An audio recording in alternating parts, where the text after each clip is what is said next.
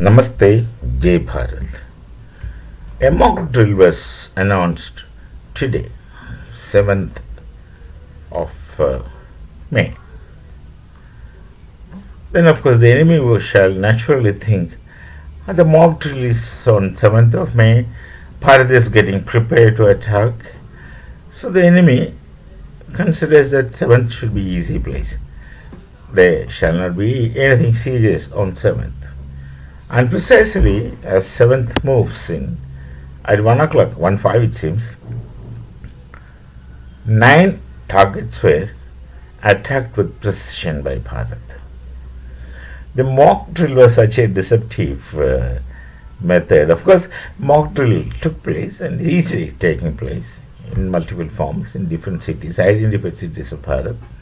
We all had our share in mock drill. But then the enemy went into presuming that whatever should happen will really happen after mock drill, so they relaxed. They are relaxed. It appears they are relaxed. And they believed too much in their defense system, which is not theirs. Someone has given them, like the atom bomb, someone has given them. So they depend on somebody's product, not their own. We talk about Atmanirbhar Bharat, Atmanirbhar Bharat. So we believed in Atmanirbharata. We tried to equip ourselves instead of promoting terrorism as the neighbors do. And then mock drill was supposed to be today, but then right at 1 o'clock, 1:05, if I'm right, the precision strike took place. The precision strike is commendably done by our armed forces. Precision strike is commendably done by our armed forces at 9 targets at one time.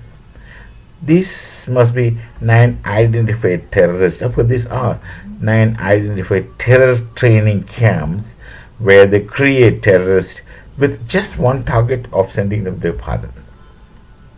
So these targets were destroyed. But what is commendable with our armed forces is that they could maintain such precision. Precision strike, where collateral damage does not happen, civilian casualties shall not happen, and those whom they claim as civilians are actually terrorists. Only terrorists are there in the campus, and such terror training camps won't have tea shops in the vicinities. They will normally make such terror training. Even our defense training camps are also slightly isolated from where people normally live, because that's how there are things to go on. And for terrorism, obviously, it must be in a very highly secluded place. And there, if you strike, that's it. Only terrorists will die. Terrorists or those who are with them, in whatever manner, at that point of attack. So that's a great commendable job. Now, Pakistan, the enemy, keeps talking so many things. Now the ball is in their game. They caught. The ball is in their court. If they do something, then we shall also do something else. And this can go on for some time if they're insisting and persisting. But they have internal problems. We are not doing it just because of their internal problem. That's their internal problem. We don't want to put our hands in it. That's their lookout for. That's for them to see. That's for them to solve. Fine. But they have internal problems. We are not cashing on it. How can somebody sensibly address their internal problems and fight someone who they think is their enemy? Baluchis would want to take a chance and go for freedom. They have the legitimate right to ask for freedom. They have their own history. Pathans, Khyber Pakhtunkhwa also have their own rights. So there's a possibility of some fragmentation if they go for a battle. It will be suicidal for Pakistan if they go for a war. They, of course, they continue firing shells across line of control.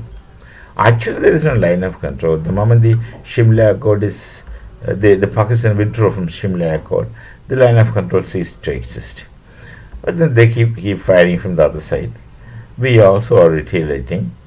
If it gets upset at that point, it's fine. For some time, it can go on and then gets upset. But if they go for an action, then there will be reaction. And the reaction shall be grave, more grave than this. We have not sent our fighter jets across the line of control. Our fighters have not crossed the border. Whatever narratives they make is the narratives those they make for the people, their own people, to believe in their deception, which is always the case with especially these people. Our fighters didn't cross the line of control. There was no need for them to cross. They fired, as I understand, they fired air-to-ground missiles with precision, most likely laser guided with precision, and which hits the target with precision. So our fighters didn't have to cross the line of control. Technology is developed. Bharat had been working towards Atma Nirbharata. Nothing unusual. We were in a state of readiness. Whatever analysis the Pakistani Pandits, that's the right word, Pakistani Pandits may speak of that we Bharat can't do, don't have this, they have outdated technology, outdated weaponry. Actually, whatever they say is applicable to they themselves. They have got all things outdated. They trust heavily on somebody. They trust on arms, ALMs, not ARMs. They trust on arms, and with whatever they think they can do wonder, because they don't know, they haven't created them. They borrow it. If you borrow it or you buy it on loan, if you buy it expensive, then of course they must be credible. Given then it's not theirs, they won't get the complete technical know-how of the things. So this kind of difficulties they have, and then definitely the people won't support them. People won't support such rules because they don't have a one rule. That's the problem. They're internally different. It's a joke. It appeared as a kind of joke when the Prime Minister says army gave a free hand. When army didn't have a free hand in Pakistan, they always had free hand. In fact, others were afraid of army. They were going. No one else had a free hand except the army. The army used to dictate terms and conditions, and people used to obey. That's how things used to go on with Pakistan. Now he says he is giving army the free hand. And just repeating what had happened in our nation. When our Prime Minister says that army is given a free hand, that means something, because normally it's our Prime Minister who finally decides what to do, when to do, where to do. Of course, in consultation with everyone. But the authority is undoubtedly and very clearly lies with the Prime Minister. Our soldiers won't speak against our civilian authorities. Fortunately, in most cases, we had civilian authorities with such qualities. Mostly. It's not always the case, but there are very good people, those who had qualities, whom people do respect. Even otherwise, this Sanskriti of Bharat is to give respect. They respect, they trust. So now the ball is in Pakistan's court. If they set it rolling, then it will come back. If they don't set it rolling, things will go on like this. That's as simple as that. I personally hope that there should be no war, because we don't treat Pakistan as an enemy per se, but we are only concerned about the terrorism and the terrorists who come to our nation and keep attacking us multiple times. It's not attack, they come and blast themselves. Suicidal kind of people. They have all kinds of reasons to be suicidal, bombers or suicidal self-exploding equipments, suicidal equipments I call them. Whatever may be their psychological reason behind it, but then that is a nuisance in our society. That's one thing which we do not like, and of course we have every right to stop that. I mean, he kept telling them, put an end to it. They never listened at any point in time. They never listened. And even after this Pahalgam incident, so many days passed, there was no action from them. They kept denying what to do. We have to do something.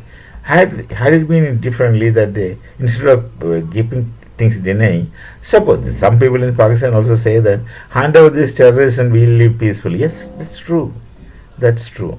But then I don't know why they want terrorists. They need, I think, the army needs proxy war, because the army is kept always in high esteem and glory for the people of Pakistan.